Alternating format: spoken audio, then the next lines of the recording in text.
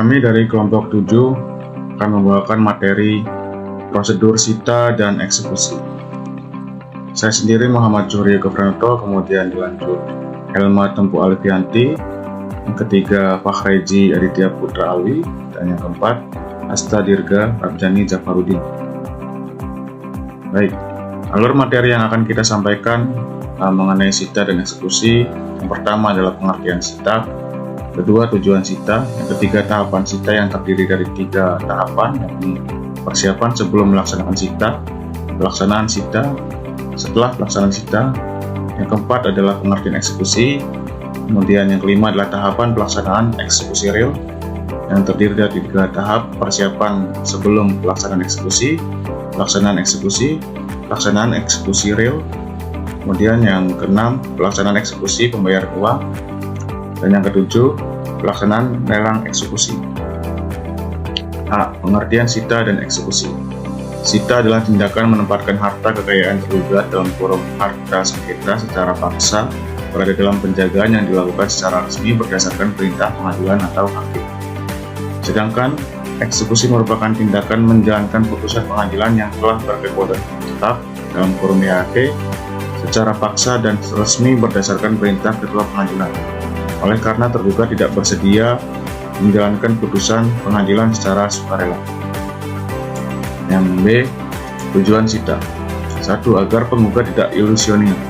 Maksudnya, agar barang tergugat dalam kurung barang sengketa tidak dipindahkan kepada orang lain melalui jual beli, hibah, dan sebagainya.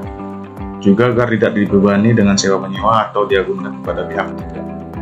Yang kedua, agar objek eksekusi memperoleh kepastian keberadaannya setelah perkara yang disengketakan diputus oleh pengadilan. Yang selanjutnya akan dibawakan oleh saudari kita, saudari Helma Tempu Alifianti. Silakan. Terima kasih.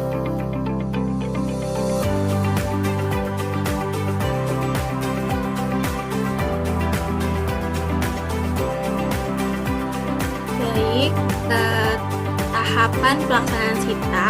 Persiapan sebelum melaksanakan sita, yang pertama mempelajari dan memahami penetapan ketua majelis tentang objek barang yang akan disita. Kedua, merencanakan dan menentukan hari dan tanggal pelaksanaan sita. Yang ketiga, melakukan perhitungan tentang biaya proses dan biaya pelaksanaan sita, meliputi biaya pemberitahuan kepada para pihak, upah-upah, biaya sewa kendaraan, serta biaya PNBP. Yang keempat, menyiapkan berita acara pelaksanaan sita sesuai dengan jumlah objek yang akan disita. Yang kelima, mempersiapkan peralatan yang dapat membantu kelancaran pelaksanaan sita. Dan yang terakhir, mengadakan koordinasi dengan pihak-pihak terkait jika diperkirakan objek sita membawa dampak bagi masyarakat. Tahapan sita selanjutnya yaitu juru sita berangkat ke tempat objek sita bersama 2 saksi, berkoordinasi dengan pejabat kelurahan atau desa, pihak keamanan dan penggugat. Yang kedua, juru sita membacakan penetapan perintah sita di tempat objek sita atau tergugat. Penggugat wajib menyebutkan secara jelas dan satu persatu terhadap barang yang akan disita.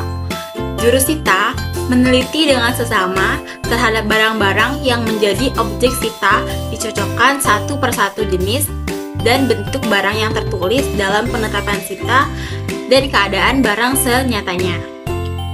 Terakhir, juru sita membacakan atau mengumumkan berita acara peletakan sita atas barang-barang yang akan menjadikan objek sita, lalu menetapkan keterjaminan kepada tersita atau tergugat yang ditandatangani bersama 2 orang saksi. Juru sita menitipkan pengawasan terhadap barang-barang tersita tersebut kepada pejabat, kelurahan, atau desa yang hadir agar tidak dialihkan kepada orang lain. Jika objek sita berupa barang bergerak, maka penyimpanan dapat dilakukan di tempat yang patut, tetapi penjagaan dan penguasaan barang tersebut tetap di tangan tergugat. Berikutnya ada pasca pelaksanaan sita. Setelah pelaksanaan sita, 1. Juru sita membuat salinan berita acara penyitaan lalu melaporkan pelaksanaannya kepada Panitra 126. Hukum acara pengadilan agama dan ketua majelis dengan menyerahkan salinan berita acara sita sekaligus petugas pencatat register sita.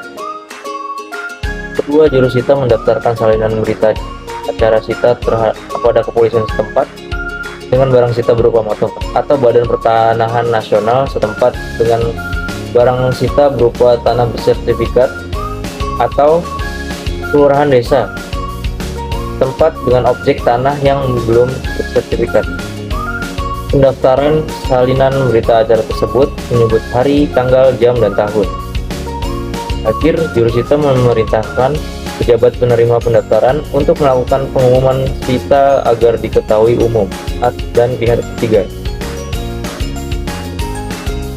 Berikutnya ada tahapan pelaksanaan eksekusi real. Jenis eksekusi yang lazim terjadi di pengadilan agama adalah eksekusi real. Biasanya terjadi pada sengketa harta bersama, sengketa waris, dan sengketa hibah. Dan eksekusi pembayaran uang. Biasanya terjadi dalam sengketa perkawinan dan sengketa ekonomi syariah. Tahapan pelaksanaan eksekusi hukum acara pengadilan agama 127. Yang pertama, persiapan sebelum pelaksanaan eksekusi yaitu mempelajari dan memahami penetapan ketua PA tentang perintah eksekusi terhadap barang-barang tergugat. Kedua, mempelajari dan memahami putusan pengadilan yang menjadi dasar pelaksanaan eksekusi. Berikutnya, merencanakan dan menentukan hari dan tanggal pelaksanaan eksekusi. Yang terakhir, melaksanakan perhitungan tentang biaya proses dan pelaksanaan eksekusi. Yang kedua, pelaksanaan eksekusi. Pada dasarnya, kedua jenis eksekusi yang disebutkan di atas baru dapat dilaksanakan setelah dilampauinya tenggang waktu peringatan kepada tergugat yang dikalahkan atau termohon eksekusi, dan Ketua Pengadilan Agama telah mengeluarkan surat penetapan perintah eksekusi kepada panitera dan juga jurusita. Ketiga, pelaksanaan eksekusi real PS 1033 RFI.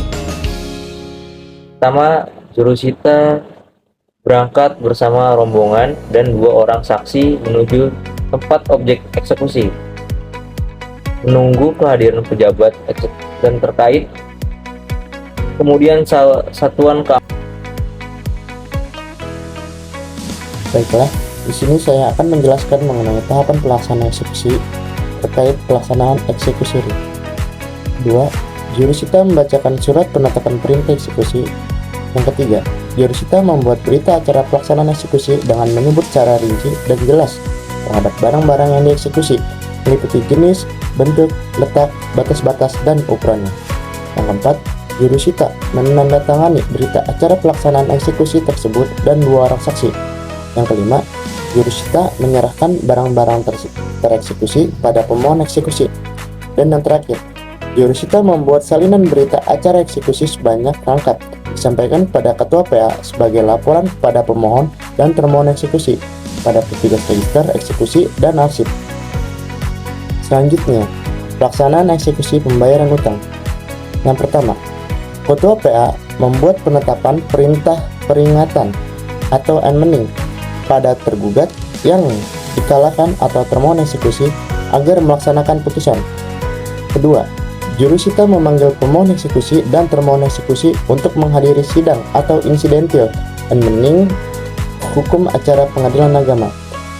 Yang ketiga, jika tenggang waktu enmening terlampaui 8 hari sedang termohon eksekusi tidak mau melaksanakan putusan dengan sukarela, maka ketua PA mengeluarkan penetapan perintah kepada panitera atau jurusita untuk melaksanakan sita eksekutif atau eksekutorial baseline. Yang keempat, proses pelaksanaan sita eksekusi dilaksanakan sebagaimana proses pelaksanaan sita jaminan. Yang kelima, dalam melaksanakan harus didahulukan barang-barang bergerak.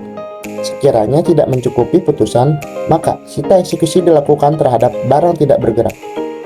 Dan yang terakhir, pelaksanaan sita eksekusi yang telah berkekuatan hukum mengikat berdaya eksekutorial. Selanjutnya, pelaksanaan lelang eksekusi. Pengertian lelang adalah penjualan barang yang terbuka untuk umum baik secara langsung maupun melalui media elektronis dengan cara penawaran harga secara lisan dan atau tertulis yang didahului dengan usaha mengumpulkan peminat. Dalam praktik pengadilan agama, penjualan lelang seringkali dilakukan dalam melaksanakan putusan tentang pembagian harta bersama atau harta warisan. Bila pembagian harta atau barang tidak dapat dilakukan secara in natura, hukum acara pengadilan agama sesuai pasal 200 ayat 1 HIR atau pasal 215 ayat 1 RBG penjualan lelang barang tersita hanya dapat dilakukan oleh kantor lelang negara.